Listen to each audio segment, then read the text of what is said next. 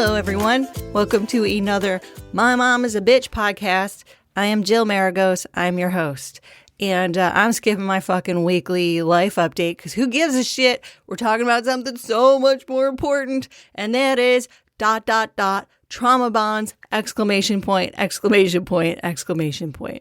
This is probably the biggest, most important thing. I probably should have covered this fucking day one.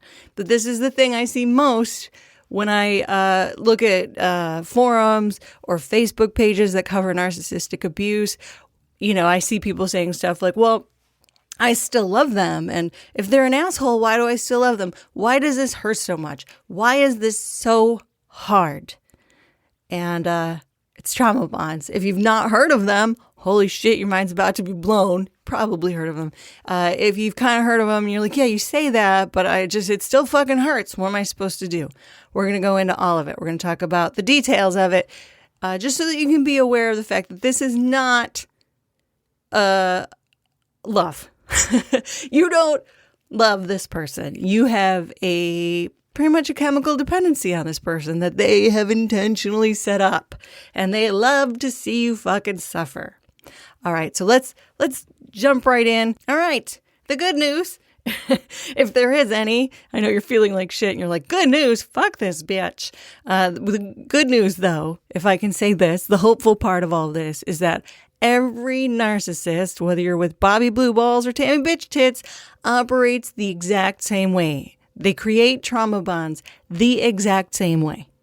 There's two components. One, there is an imbalance of power, and they know they have it. They've got the power in this relationship. They feel like they do. You feel like they do. Do they really?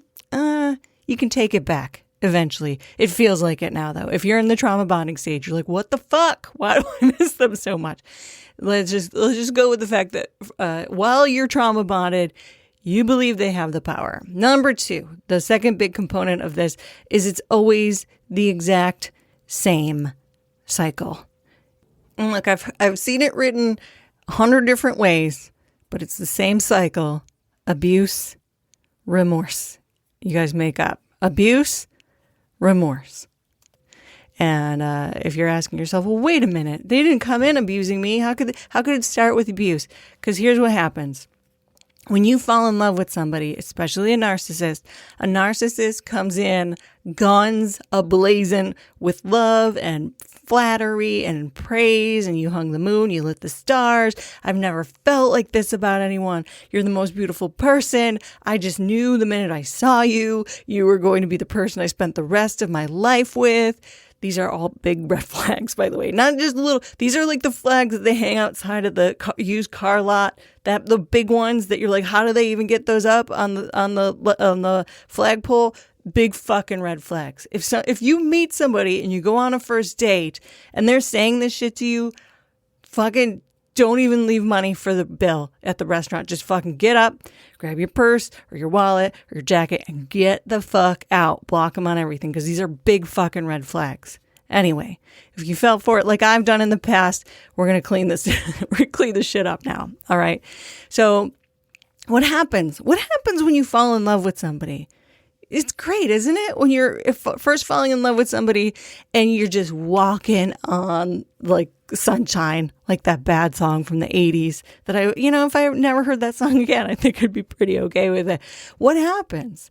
Chemically, what happens when you fall in love is there is a whole shit ton of oxytocin that is released into your body, and that's what makes you feel so good. Right now, though, oxytocin is just a fucking word, right? Okay, yeah, so I have oxytocin that gets released in my body. Big fucking deal. What does that matter, Jill? Here's why it matters. Because oxytocin is referred to as the love drug. And I'm going to read you the definition I found online. Oxytocin is a hormone and a neurotransmitter that is involved in childbirth and breastfeeding. It is also associated with empathy, trust, sexual activity, and relationship building. It is sometimes referred to as the love hormone because levels of oxytocin increase during hugging and orgasm. Gee, I wonder why your body would want to feel all of that great shit. It's a hormone. It is a drug. It's a drug that gets released into your body when you're falling in the loves. And it fucking feels fantastic. And few folks give the tocin like the narcissists. I mean, come on. They talk about how beautiful you are, how handsome you are, how strong you are, how funny you are. I never felt like this before. And you're just flooded with this shit. It's a great feeling. It's a fantastic feeling. In a normal relationship, that honeymoon phase slowly fades, a little bit. But what happens with a narcissist is they start to realize or decide you didn't hang that moon after all. I think it was just up there the whole time. And they're going to put little jabs out. They're going to kind of start to cut you down a little bit. They're going to start to, quote unquote, devalue you. Lower your value in their eyes to them. So, little comments maybe. They might have little comments. They might blame you for the bad mood they're in. I was in a good mood. I don't know. Oh, you made dinner and it's Italian. I had Italian for lunch. Those things. Little sudden appearances into the fact that you used to be so good at predicting my needs, and you should have known I had Italian for lunch, kind of a feel. And you start to panic. Your body starts to panic. And it releases some cortisol. Cortisol is the stress hormone. You feel it. A little panic, that little zzz, like when you almost get in a car accident. That little adrenaline rush, which it is. It's adrenaline. It releases adrenaline into your body. It gives you that little panic. That little panic. You're like, fuck. This person I love, I could lose this. This is the person I've waited my whole life for. He told me I was the one. And now it doesn't look like I am. And you panic. But then the next day they call and they're like, sorry, I was in a bad mood. I love you so much. I think you're so perfect. And I didn't mean it. I really didn't. And then your oxytocin goes back up and you're like, yay, things are right again. And I don't know if this is said a lot or if it's recognized or what, but truly, in the truest sense of the word, this is a chemical dependency issue. And it sure fucking feels like it, doesn't it? It feels like a chemical dependency. Logically, you look at this cycle, you look at this person who's treating you like garbage, who's telling you horrible things about yourself, who's talking down to you, and they're literally telling you how terrible you are. And you're like, I can't leave this person. And it makes you feel fucking crazy. It makes you feel crazy. It's not love. I mean, if you can step back from it, if you could step back from it and go, is this love?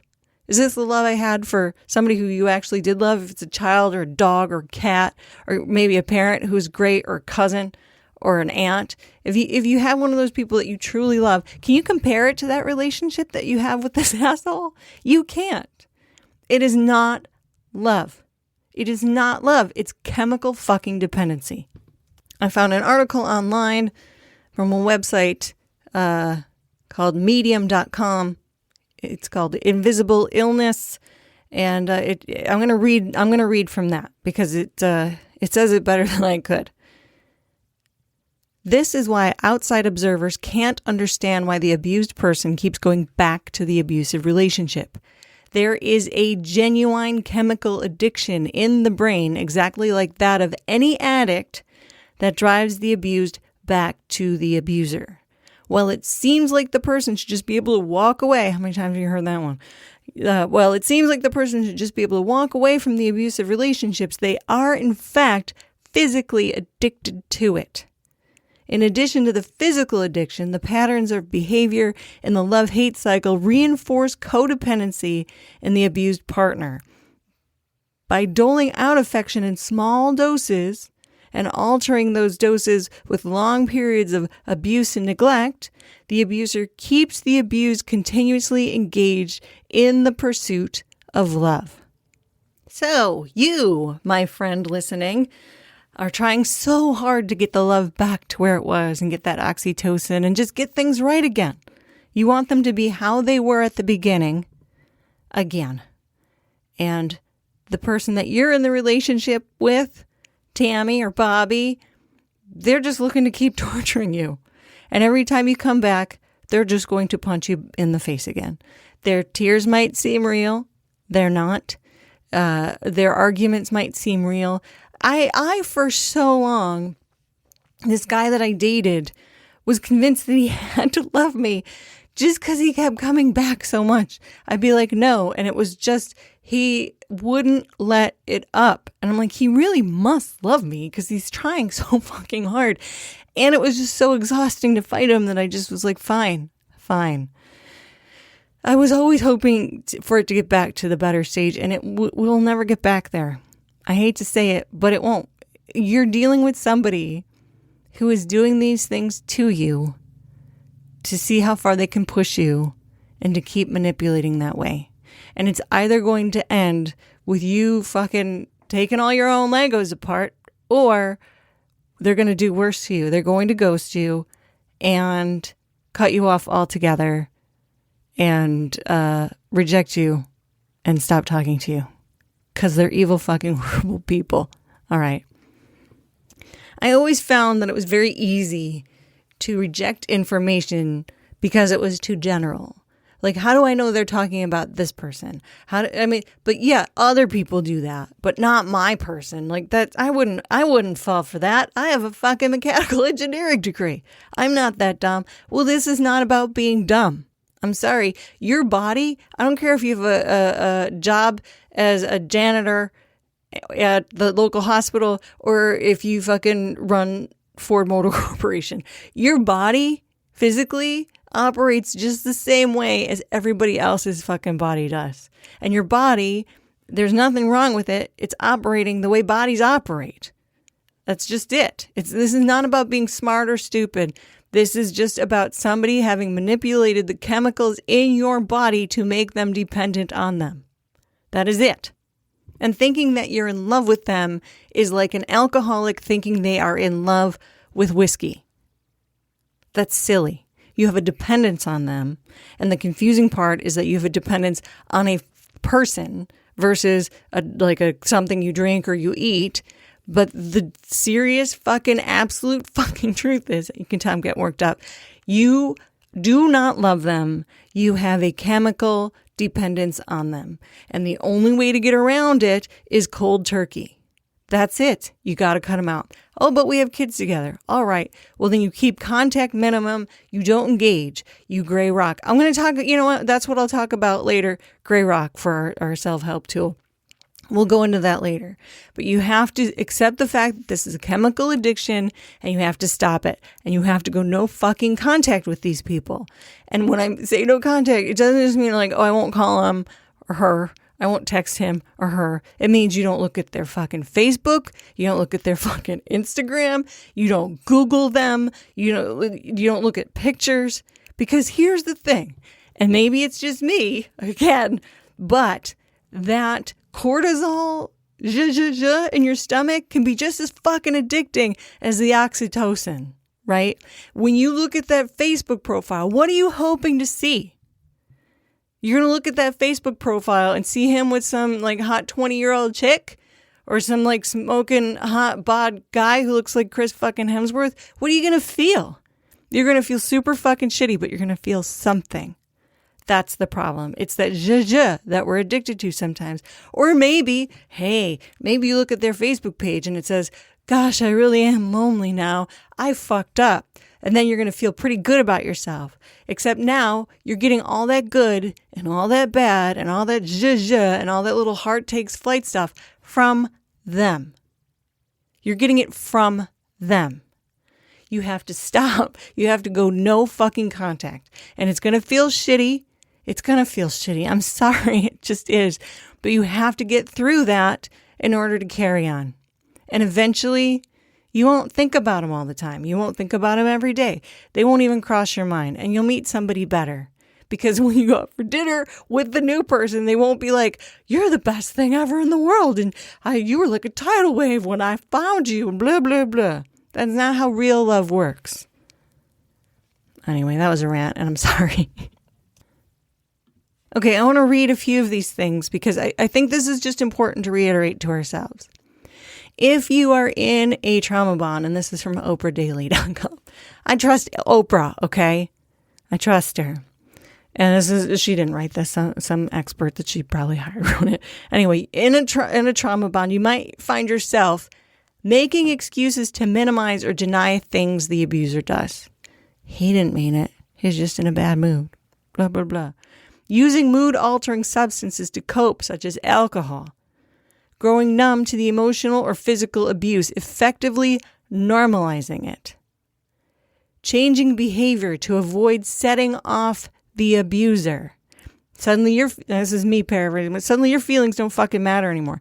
I can't tell Tammy or Bobby about my day because it's just going to make me fucking feel worse.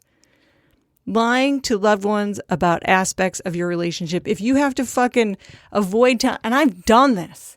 I've done this with friends and relationships where I just didn't even tell my mom anymore about the fight I had with my ex-boyfriend. Because why? She's just going to tell me to leave him. And I know I'm not going to be able to leave him. So why tell her? Right? My ex-work partner got blackout fucking drunk and messaged me on Facebook telling me that I was an asshole and a prick. He told me I was an asshole and a prick. And his excuse was, I got blackout drunk. I don't even remember sending that. And I fucking tolerated it. That's how bad my relationship with this person was. That's the point that it got to. And I'll tell you what, as soon as they know you can tolerate being called an asshole and a prick, beer bottles start flying by your head. That's how that shit fucking works. It amplifies. It doesn't get better. It fucking amplifies until you break. All right. And I took this. Sorry, I got really amped up there again. I'm passionate about this shit, you guys. I don't want this for you. This is the whole fucking reason I started this podcast was because I can't stand that there are good people out there falling for this shit like I did. What I went through sucks fucking ass. I know it. I feel like I need to put this stuff out there so that people can hear it and go, I'm not alone. Or at least keep hearing it. If you don't believe it at first, just keep hearing it until it fucking sinks in. It's so important. All right. I found this on healthline.com as well. Other key signs that you are in a narcissistic relationship. Here's a look at some characteristics of trauma bonds. You feel unhappy and may not even like your partner any longer, but you still feel unable to end things. When you do try to leave, you feel physically and emotionally distressed. When you say you want to leave them, they promise to change, but make no effort to actually do so. You fixate on the quote-unquote good days, using them as proof that they truly do care.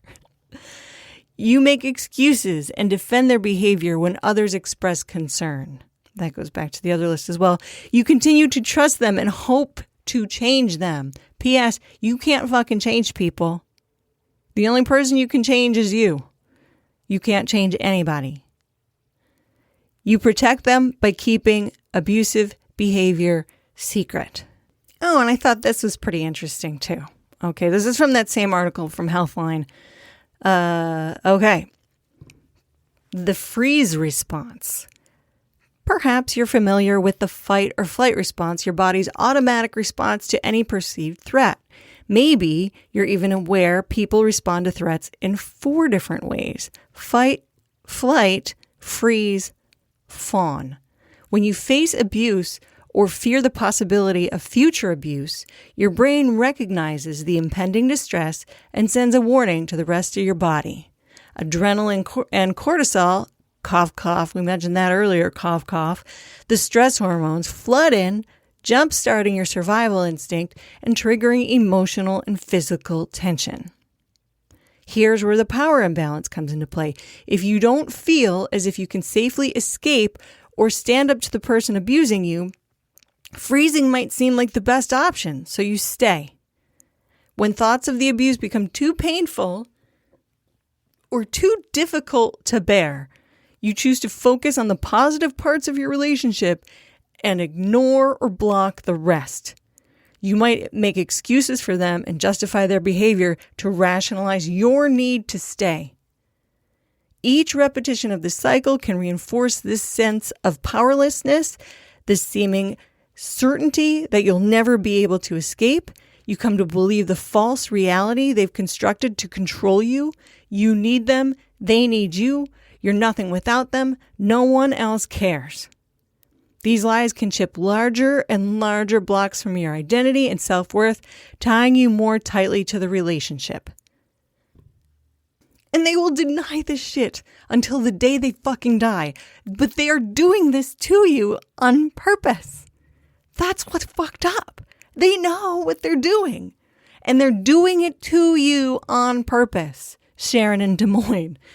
You, the person listening to this podcast, if you're going through trauma bonds right now, your partner is doing this to you on fucking purpose. That's the person who you think you love. I don't think you truly love them. And I fucking know they don't truly love you. You deserve so much better. I promise you, you deserve so much better. Just the fact that you cared enough to stay as long as you did, just the fact that you tried as hard as you did, means you have empathy and compassion and love in your heart. And you deserve somebody who can give you that shit as well. That's all I'm saying. I'm getting off my soapbox now because I've been on a long time. I'm just saying. All right, you guys. This week's dramatic journal reading is appropriate to this week's subject. It's trauma bonding at its fucking absolute best. And I can say this journal entry from August of 2019 was not the last time that this stuff happened. So I had gone back and forth with this person. I was completely trauma bonded. He was the headliner, which in stand-up comedy terms means that he's doing 45 minutes to an hour at the end of the show. He's the big deal why everybody is coming to the show, mostly. I was the feature doing 20 to 30 minutes beforehand. So, okay, here we go. He sent me a threatening email about how he could quote-unquote send emails to people, later saying that he was going to take himself off of the shows with me. I don't deserve to be treated like that. I don't want to be screamed at for asking a question, saying the wrong word, or doing my job. And I won't stick around for it. I am out of his life, and I no longer want him in mine. He cannot and will not change. So this is the end. Oh, it wasn't the end. I came back for more punches to the face, but I did end it completely. When that strike of lightning hit me in the fucking forehead, that was like, this guy is fucking killing me. I quit it. I quit that shit. And you can too. All right. So that is it. That is our dramatic journal reading for the week. And I promised that I would talk about gray rock. So let's do that for a little bit. We got about 5 minutes. Okay. So as we all know, narcissists are assholes. Their whole goal is for you to feel shitty. Okay. And it just, your narcissist, your person that you're dealing with wants you to feel really bad. But more than that, they want to see it. They get the fucking biggest joy. I don't even know if it's joy, because who knows what these people even fucking feel. They're pretty much dead inside. They get the thrill from it. They feel power from it. They feel good about the fact that you're upset or angry or frustrated. If you're crying or if you're like pissed off or frustrated and you show it to these people, you are giving them exactly what they want. That is exactly what they want. They want to break you down and make you feel shitty. So, obviously, what's the opposite of that? Giving them fucking nothing. And that's what gray rock is. That's the common term is gray rock. And that here, I'm going to read this from Medical News Today. The gray rock method involves communicating in an uninteresting way fuck. I had to at least fuck up once, didn't I, you guys? I was doing all right there for a while. Okay, let's start again. The gray rock method involves communicating in an uninteresting way when interacting with abusive or manipulative people. The name gray rock refers to how those using this approach become unresponsive, similar to a rock. and boring like a gray rock. So you're not like a nice shiny purple quartz or something fancy that people would want to look at. In a gray rock in a pond, you'd look over it, you wouldn't even fucking notice it. You're going for like a wallflower type of approach. Neutral. This is from the Medical News Today website. This technique may involve avoiding interactions with the abusive person. No contact, you guys. That's what that means. Avoid. If you're not there, you can't be responsive. Number 2, keeping unavoidable interactions brief. So if you have kids and you have to do the drop off and they say, "Hey, Sharon, how are you doing?" Sharon says, "Fine." That's it. Fine. I find that when people are trying to interact with you and you don't ask them back, it doesn't open up more conversations. "How are you?" "I'm fine." That's it. Giving short or one-word answers to the questions, which is exactly what I just did. "Fine." "Yep." "You good?" "Yep." "Nope." And if they try to goad you, "Oh, what are you being bitchy today?" Don't respond. Just neutral. And it's hard sometimes. They really do like to push our buttons, but you got to stay neutral. Communicating in a factual, unemotional way. The aim is to cause the abusive person to lose interest and stop their antagonistic behavior to protect a person's emotional well-being. Why do people use it? People use the gray rock method as a coping mechanism for emotional abuse. Emotional abuse includes any behavior that a person uses to exert dominance and control over someone else. That's the narcissist. They can be insulting, demeaning, or humiliating to someone. They're attempting to control your finances, work, social life, or your appearance. They are extremely jealous and possessive. They monitor people by reading their emails, texts, or online search history. They're trying to gaslight you. All those things, emotional abuse. And this could be anybody.